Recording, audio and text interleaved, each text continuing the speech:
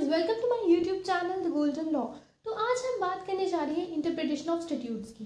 आज की वीडियो में हम जानेंगे कि इंटरप्रिटेशन ऑफ स्टैट्यूट्स जो है वो क्यों ज़रूरी है, उसका मीनिंग क्या है, उसका ऑब्जेक्ट क्या है, ये सारी चीज़ें जो है हम आज की वीडियो में जानेंगे। तो before starting the video I would like to tell कि जिन्होंने अभी तक मेरे चैनल को सब्सक्राइब नहीं किया है to subscribe my channel, like my video for more such law videos. तो let's start with the video. तो आज हम बात करने जा रहे हैं इंटरप्रिटेशन ऑफ स्टैट्यूट्स की। तो एवरीवन नो कि हमारे जो सिस्टम है उसमें 3 ऑर्गन्स होते हैं, जुडिशरी, लेजिस्लेटिव एंड एग्जीक्यूटिव।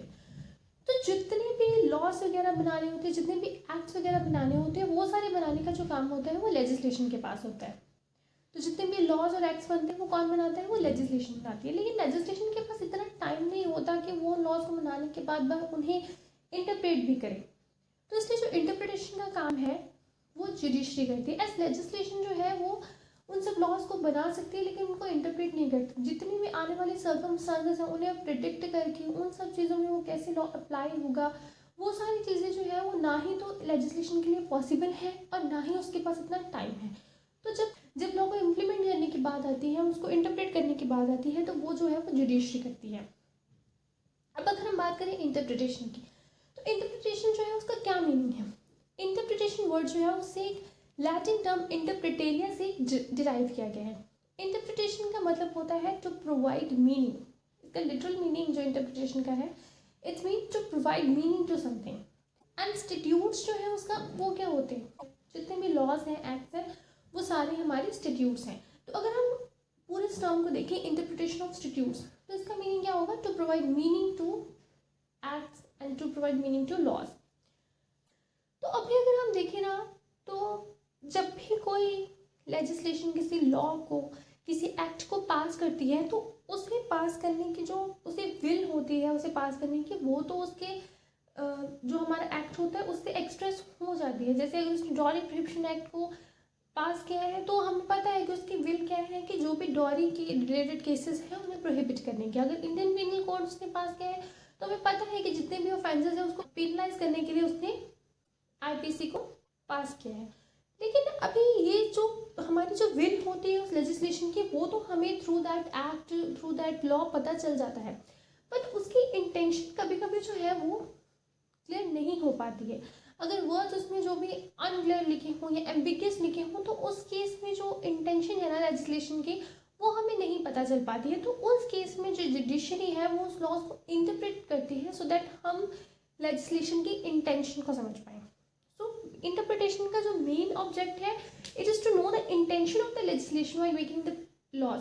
कि जब उसने वो लॉ पास किया था तो उस टाइम पे लेजिस्लेशन की क्या इंटेंशन थी उस लॉ को पास करने की। जो उसने वहाँ पे words in that law use किए हैं, इन दैट स्टैट्यूट उसने जो वर्ड यूज़ किए हैं, उस वर्ड को उसने किस वे में यूज़ किया है, उसको उस वर्ड को यूज़ करने की क्या इंटेंशन है उस टाइम पे लेजिस्लेशन की, ये हमें थ्रू इंटरप्रिटेशन पता चलता है।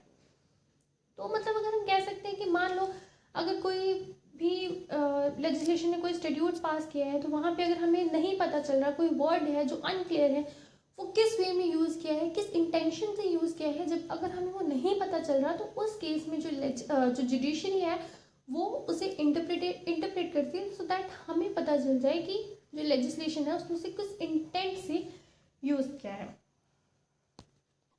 तो जो इंटरप्रिटेशन है उसकी ज़रूरत कब पड़ती है? इंटरप्रिटेशन की हमें ज़रूरत तब पड़ती है जब जो लेजिस्लेशन ने वर्ड्स यूज़ किए होते हैं वो अनक्लियर होते हैं या फिर एम्बिगियस होते हैं।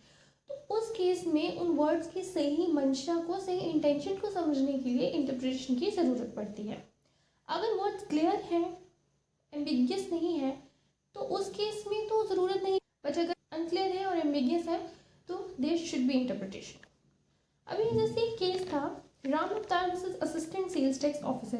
तो इस केस में ना सेल्स टैक्स एक्ट के अंदर जितने भी वेजिटेबल्स थी ना उन सबको एग्जेम्प्टेड किया गया था फ्रॉम सेल्स टैक्स। तो अभी क्वेश्चन क्या राइज हुआ था कि जो बीटल लीव्स हैं, यानी कि जो पान के पत्ते हैं, वो एग्जेम्प्टेड होने चाहिए फ्रॉम सेल्स टैक्स या नहीं एग्जेम्प्टेड होने चाहिए। तो यहाँ पे जो एपिलेंट था ना उसने रिलाई किया था ऑन डिक्शनरी मीनिंग। तो डिक्शनरी मीनिंग यहाँ पे क्या कहता है कि जितने भी वेजिटेबल्स हैं, वेजिटेबल के लिए माना जाता है जो भी चीज़ें प्लांट से या फिर प्लांट्स के पत्तों से ड्राइव की जाती हैं, उन सारी चीज़ों को हम वेजिटेबल्स में इंक्लूड करते हैं। लेकिन जो सुप्रीम कोर्ट जो था उसने इस कंटेंशन को रिजेक्ट कर दिया था और उसने कहा था कि हम वेजिटेबल को इतना टेक्निकल मीनिंग नहीं लेंगे। वेजिटेबल जो एक डेली का वर्ड यूज़ होने वाला है तो इसे हम इसकी पॉपुलर इसकी जो पॉपुलर सेंस है, इसकी जो ऑर्डिनरी सेंस है, उसी में इसको देखिए। तो वो क्या होगी कि जितनी भी डाइनिंग टेबल पे जो चीज़ें सर्व की जाती हैं एज अ वेजिटेबल्स, उन्हें ही हम वेजिटेबल्स मानेंगे। सो बीटर लीव्स जो है वो वेजिटेबल के अंदर नहीं आएंगे एंड दैट उन पे जो टैक्स है वो लगेगा। अभी हम नेक्स्ट बात करेंगे कि इंटरप्रिटेशन और कंस्ट्रक्शन जो है वो क्या है, वो सेम है या वो अलग अलग है। तो अगर हम इंटरप्रिटेशन और कंस्ट्रक्शन की बात करें ना, तो बहुत सारे जो ज्यूरिस्ट हैं उन्होंने कहा था कि इंटरप्रिटेशन एंड कंस्ट्रक्शन जो है वो one and the same thing है। बट बहुत सारे ऐसे भी फिलोसफर्स हैं, ऐसे भी ज्यूरिस्ट हैं जिन्होंने कहा था कि जो इंटरप्रिटेशन और कंस्ट्रक्शन है वो दोनों अलग अलग हैं। तो कुछ सेंस में तो ये सेम है पर कुछ सेंस में ये अलग भी है। तो हम ये देखते हैं कि किन किन सेंस में ये अलग अलग है। तो फर्स्ट ऑफ ऑल तो अगर हम इंटरप्रिटेशन की बात करें ना, तो इंटरप्रिटेशन जो है ना वो हमेशा वर्ड बाय वर्ड होती है।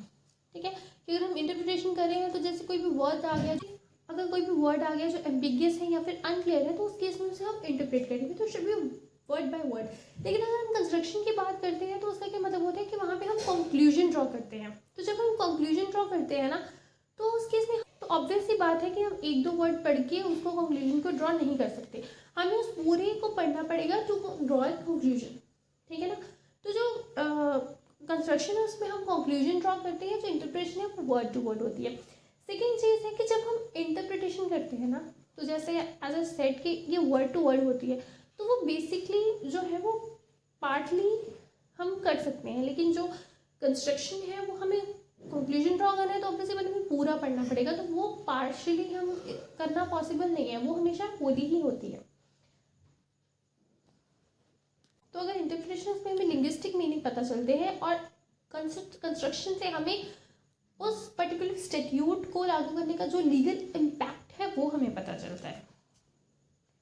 So these are the differences between interpretation construction. So this was the concept of introduction to interpretation of statutes. I hope you like the video. अगर आपको मेरी वीडियो अच्छी लगी हो then do like my video.